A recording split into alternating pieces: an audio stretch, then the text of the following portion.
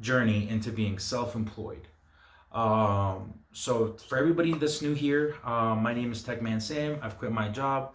I'm pursuing a full-time passive income stream, kind of where I'm going to work on 8 separate passive income streams at the same time, or kind of try to start working on them, not in the same time necessarily, but just close to each other in timeline. So the idea is to try to parallelize as many of them as I can, and also just start getting started on them.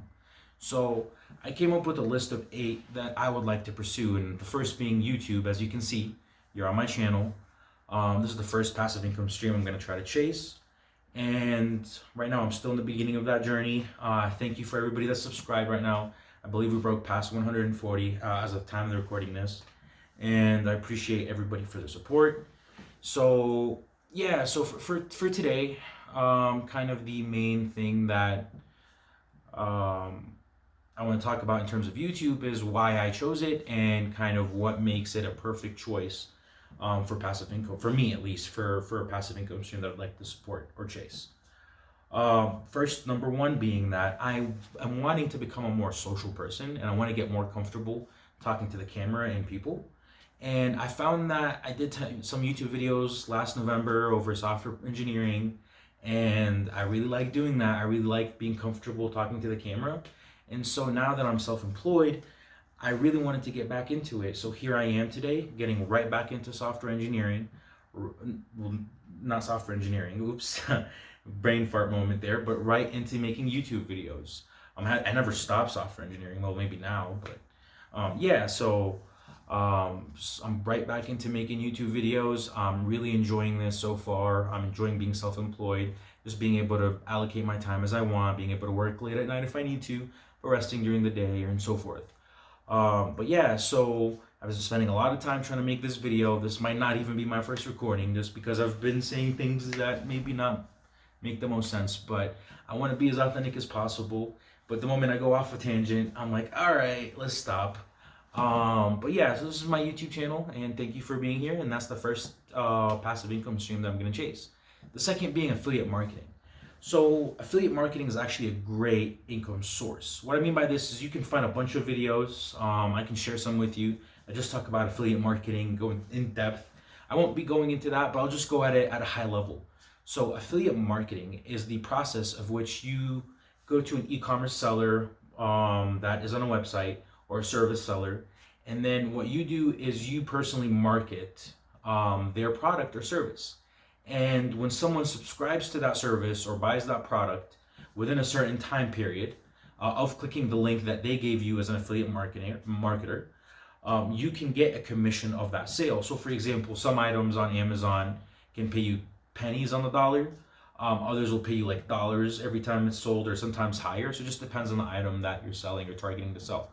So for me, I actually already applied for the Amazon affiliate marketing, but I don't think I've been approved by the time I've made this video. One being I don't have that many subscribers or viewers. Two being I don't actually still have a website yet, which is something that I'm still working on.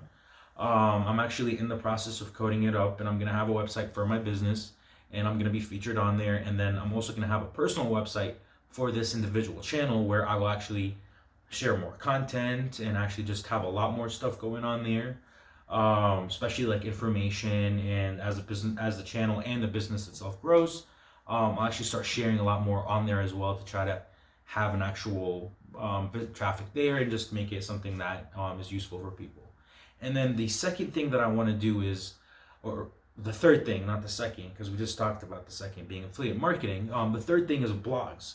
So believe it or not, a lot of research online will show you that blogs are a very good way of generating passive income. But some of the drawbacks, right, that people don't do is maybe their blog is not niche enough. So my goal is to actually create multiple blogs about niche topics, and actually bring on people to help me support these blogs. What I mean by that is, like, if I have a friend that likes, for example, video games, I'm very open to helping them and paying them to actually write a video game blog. The same being about cryptocurrencies. So my own brother is very, very obsessed with cryptocurrencies. He's also trying to actually get into YouTube making cryptocurrency videos. I'll try to see if he can share that channel sometime. But yeah, so definitely trying to, like, one, as I'm being self-employed, I actually want to empower people. as well in the process by finding things that they enjoy and actually rewarding them for doing the things that they enjoy, and also benefiting from that in the long term. Because I would definitely like to have my own blogs and around multiple content, travel being one of them.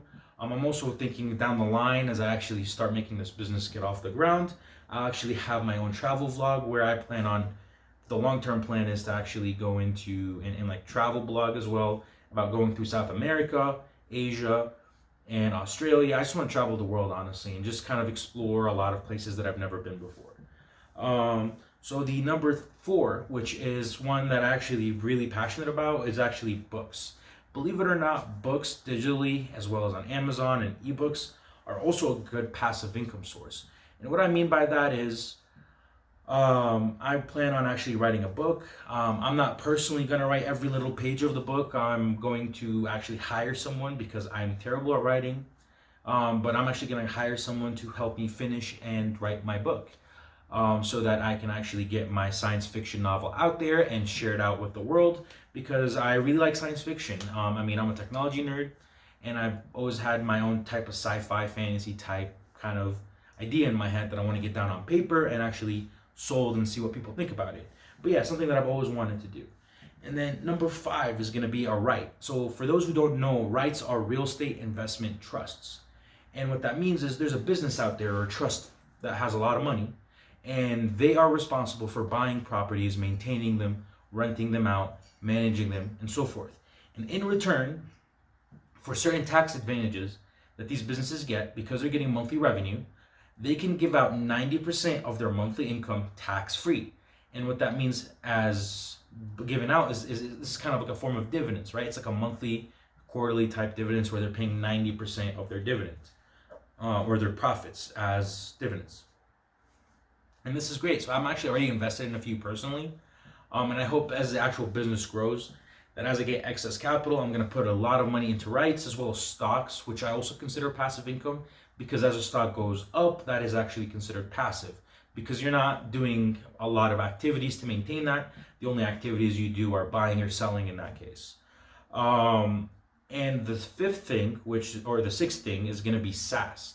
What that means is software as a service. So if you ever think about software you use like Netflix, Apple TV, other softwares, if you work in a company like Slack, like not work at a company like Slack, but if you work at a company, you might use something like Slack or Teams. Basically what it means is software where someone sells and it runs in the form of a subscription. What that means is someone's paying you monthly, and in return you're providing them a software where you're constantly maintaining it as well as just running it. And this is something that's a little bit more on the long term. I've already started working on a few things. I won't go too deep into them at the moment just because they're still in the infancy phase. But basically, the idea is to build software for businesses in my case, and try to find use cases for businesses that will automate their life or simplify some of the processes, or even just enhance their products and features, and sell it on a monthly, quarterly, or some form of subscription where I'm constantly getting paid for the same thing over and over, with just improvements and enhancements and maintenance over time. And I'm hoping that I will be doing this long term. Initially, it's going to be by myself, but long term, the goal is to actually hire and employ specific individuals. So that will actually help me maintain and build more of these types of SaaS products, because I believe in the power of people. And even though I'm a great software engineer, there's a lot, I can't do everything, and that's one aspect of it that will always be true. And the idea is for it to be passive for myself. I do plan on employing people, and I do encourage people to also be passive, but it doesn't mean that I cannot personally employ people, because not everybody wants to be a boss or run their own business. The 7th thing that I'm going to do is actually start making courses. So this is something that is a little bit different from just normal type of typical programming. It's more of the educational type.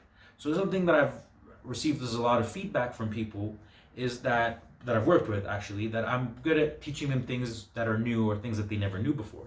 So I think that one thing that I would like to pursue is try to make a few courses on Udemy and try to publish them and see the type of revenue I can generate passively by just getting people to buy my course and just try out kind of what I published. And then number 8 is actually selling software, but not the typical type of software that you buy as like a full-on program, but actually software that helps businesses build more software.